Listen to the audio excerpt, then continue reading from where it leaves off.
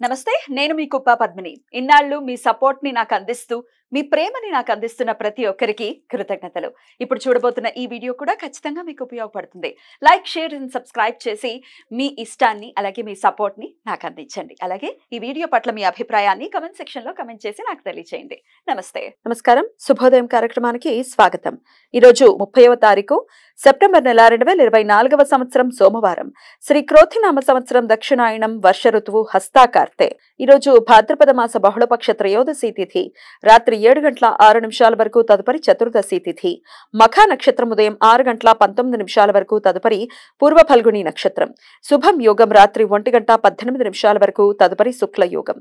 వణిజకరణం రాత్రి 7:06 వరకు తదుపరి భద్ర అంటే విష్టికరణం ఉంటాయి సూర్యుడు కన్యా రాశిలో హస్తా నక్షత్రంలో సంచరిస్తున్నాడు చంద్రుడు సింహరాశిలో సంచరిస్తున్నాడు నక్షత్ర వర్జం మధ్యాహ్నం 3:18 నుండి సాయంత్రం 5:06 వరకు అమృతకాలం రాత్రి 2:05 నుండి 3:52 వరకు హైదరాబాద్ ప్రాంతం వారికి సూర్యోదయం ఉదయం 6:06 సూర్యాస్తమయం సాయంత్రం 6:06 చంద్రోదయం రాత్రి 4:49 చంద్రాస్తమయం సాయంత్రం 4:48 అభిజిత్ ముహూర్తం పగలు 11:42 నుండి మధ్యాహ్నం 12:30 వరకు దుర్ముహూర్తం మధ్యాహ్నం 12:30 నుండి 1:18 వరకు మరలా మధ్యాహ్నం 2:54 నుండి 3:42 వరకు రాహుకాలం ఉదయం 7:36 నుండి 9:06 వరకు గుళిక కాలం మధ్యాహ్నం 1:36 నుండి 3:06 వరకు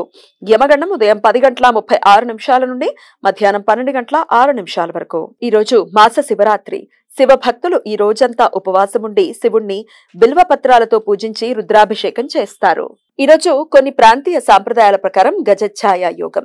పితృదేవతలకు శ్రాద్ధ కార్యక్రమాలు దాన ధర్మాలు చేయటానికి అత్యంత ముఖ్యమైన రోజుగా పరిగణిస్తారు కానీ శాస్త్ర నియమాల ప్రకారం రవి హస్తా నక్షత్రంలో సంచారం చేస్తున్నప్పుడు పితృపక్ష త్రయోదశి రోజు మఖా నక్షత్రం అపరాహ్న కాలంలో ఉన్న రోజు కానీ రవిచంద్ర గ్రహాలు రెండు హస్తా నక్షత్రంలో ఉన్న అమావాస్య తిథి రోజు కానీ గజఛాయ యోగం ఏర్పడుతుంది పితృపక్షాలలో త్రయోదశి తిథి రోజు కానీ అమావాస్య తిథి రోజు కానీ గజఛాయ ఏర్పడుతుంది శ్రాద్ధాధికాలు నిర్వర్తించేవారు వారి వారి కుటుంబ ఆచారాలకు ప్రాధాన్యత ఇవ్వటం మంచిది